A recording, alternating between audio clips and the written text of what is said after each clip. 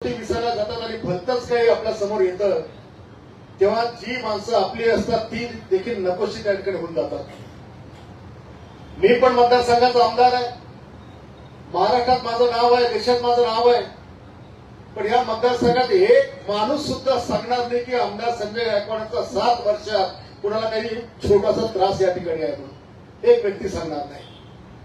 आपण परवा दिवशी कार्यक्रम घेतला, लोकांचे प्रवेश घेतले, कुणाला गाडी दिली नाही, कुणाला भाड्याला पैसे दिले नाही, लोक स्वतः आले आणि आमच्या चिखलीच्या स्वतःचे आमदार एका बाईटमध्ये बोलल्या की म्हणे बुलढाण्याच्या आमदारांनी सरपंचांवर माहितीच्या अधिकाराचे काय टाकले, माहितीचा अधिकार टाकला आणि त्यांना धाक देऊन प्रवेश घेतला. माझं ताईंना सांगण्याचं एक माहितीचा अधिकार, ते माहितीच्या अधिकार करतच नाही कधी. माहितीचा अधिकार टाकायचा, त्याला ब्लॅकमेल करायचं, मग आणायचं, हे मी नाही करत. हे तुम्ही तुमच्या घरात चौकशी करा की हे कोण करताय म्हणून. हे आम्ही नाही करत. आमचं सरळ सरळ काम आहे, छातीला छाती भिडवायचे, विषय खतम करायचा, मागून पाठी खंडर गुप्ता जाणं जमतच नाही. चिखलीवाल्यांच्या डोक्यात शंका आहे, अचानकपणे मृत्युंजय गायकवाड चिखलीमध्ये कशाला आले, अचानकपणे संजीव गायकवाड चिखलीमध्ये लक्ष कशाला द्यायला लागले. मी अचानकपणे लक्ष देत नाहीये. मी नगरपालिकेच्या आधी पण त्या ठिकाणी 2 मीटिंग घेतल्या, मोठा मेळावा पण घेतला. आम्ही प्रयत्न हे करत होतो की आम्हाला काही जण तर चिखलीमधल्या जिल्हा परिषदच्या जागा आणि नगरपालिकेच्या जिंकायच्या, पण त्या ठिकाणी नगरपालिकेत आम्हाला फार यश मिळत आलं नाही. आणि म्हणून मी सगळ्यांना सांगितलं की आता किमान जिल्हा परिषदमध्ये सुद्धा आपले कार्यकर्ते निवडून आले पाहिजे. आणि त्यातल्या त्यात मागच्या लोकसभेच्या निवडणुकीमध्ये चिखलीमध्ये शिवसेनेचा खासदार हा 10-15 हजारांनी मागे पडलेला आहे. तो येणाऱ्या काळात मागे पडता कामा नये, याच्याकरता आपण चिखलीत लक्ष घातलं पाहिजे. ही भूमिका घेऊन आम्ही चिखलीमध्ये उतरलो. चिखलीमध्ये ही चर्चा आहे की बुलढाणा विधानसभा ही राखीव होणार आहे, मेकरचं आरक्षण उठणार आहे, ते बुलढाण्यात पडणार आहे. मग संजीव बोले बुलढाण्यात मतदारसंघात जागा नाही, मग ते बुलढाणा सोडून चिखलीत येणार आहे. असं अजिबात काहीच नाहीये.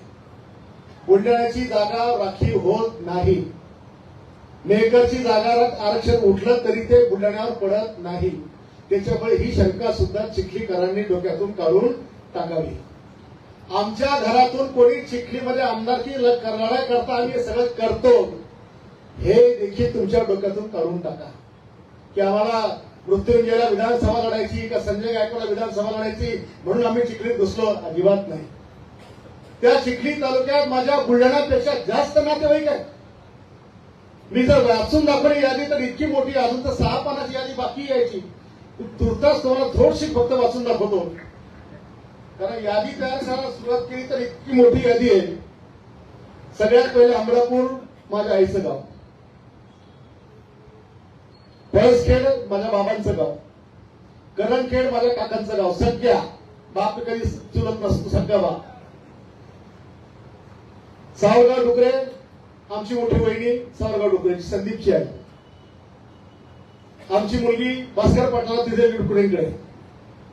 सिरसाड आमचे रायपूरचे माझी मोठी वहिनी सिरसाडची. शेलसूर आमच्या मोठ्या वहिनी घोराडेंच्या, सगळ्या वहिनी 8 भाऊ आहे आम्ही. पिंपळगाव सरई आमच्या गजानन गायकवाडची बायको तरमळेची. महाशेंबा आमच्या रमेशची बायको, महाशेंबाची पवार आमची बाई. केसापूर आमच्या श्रीकांतची बायको केसापूरची चव्हाण.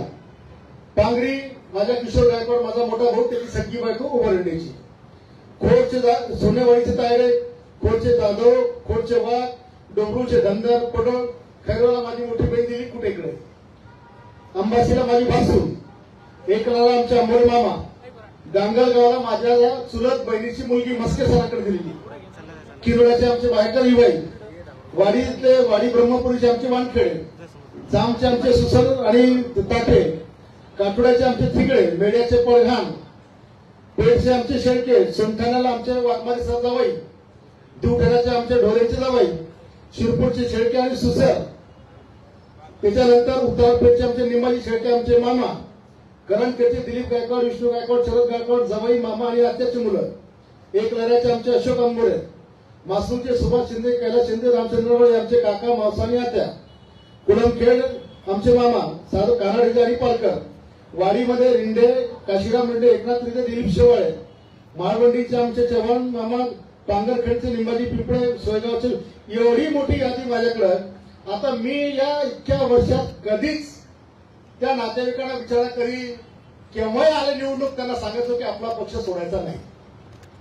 पण जेव्हापासून मी पाहिलं की एखाद्या नातेवाईकांनी माझी कुठली गुंगून बातमी आली चांगली असली, जर त्याला पोस्ट केलं आणि त्याला पोस्ट करून जर चांगली शुभेच्छा दिली तर त्याला धमकी, कोणी माझा फोटो टाकला त्याच्यावर कमेंट्स केली त्याला धमकी.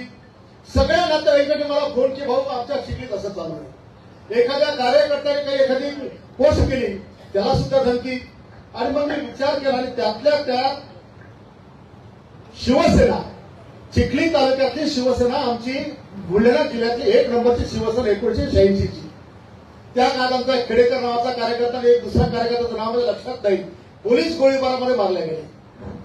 शिवसेना चिखली तालुक्यात 1 नंबरची असताना जेव्हा सेना भाजप युती झाली तो मतदारसंघ भाजपकडे गेला आणि बिचारा शिवसैनिकांनी गुमान गळ्यामध्ये भगवा घालून 5-6 वेळेस भारतीय जनता पक्षाच्या उमेदवारांचं काम केलं. पण रिझल्ट एकदा निवडून आल्यानंतर फक्त रेखाताई 3 टर्म आमदार असताना त्या माय माऊलीचा त्रास कधीच कोणाला झाला नाही. एक देवीसारखी आईसारखी बाई, ज्या बाईने कधी कोणाचा पक्ष आपण पाहिली नाही आणि तिच्या काळात शिवसैनिकांनी कधी तक्रार पण केली नाही. बरोबर असतं ना? पण आता सुद्धा शिवसेनेचे कार्यकर्ते त्या चिखली तालुक्यात भाजपचा आमदार निवडून आणतात, पण शिवसेनेच्या कार्यकर्त्यांना काम सांगितलं त्याला सांगतात की आमच्या पक्षात प्रवेश घ्या. आमचा नितीन राजपूत रायपूरचा विभाग प्रमुख, चांगली कार्यकर्त्याची टीम त्याच्याकडं, त्यांनी एक काम सांगितलं त्याला देखील तेच सांगण्यात आलं. कोणत्याही शिवसेनेच्या कार्यकर्त्यांनी काम सांगितलं की पक्ष सोडा. शिवसेना पक्ष हा हिंदुहृदय सम्राट बाळासाहेब ठाकरे यांनी उभा केलेला पक्ष आहे. त्या बाळासाहेब ठाकरेंच्या विचाराने प्रेरित झालेली शिवसेना. आम्ही मरण पत्करलं पण बाळासाहेबांचे विचार कधी सोडले नाही, असा आमचा शिवसेनेचा मावळा महाराष्ट्रामध्ये आजही कार्यरत आहे.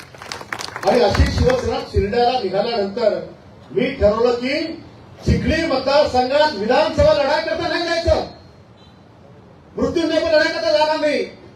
पण तुम्हाला जो त्रास होऊन आला ना तो त्रास दूर करायकरता आम्ही चिखलीमध्ये आलोय. आमचा काही स्वार्थ नाही. आता आम्ही पाहणार कोणाला धमकी देणार, कोणाला जेलमध्ये घालणार. आमच्याही कानावर आहे की आमदार काय करतील दाखवील. मी काही घरातला आमदार नाहीये. आणि मी जसा घरातून बाहेर पडलो, पहिले तुम्ही दारात गेले तर भेट होत नव्हती. आता मी इकडे गेलो ते इकडे येतात, मी इकडे गेलो ते तिकडे जातात. आता सगळ्याची किंमत समजली. आता सगळ्यांना चोपडायला लागले.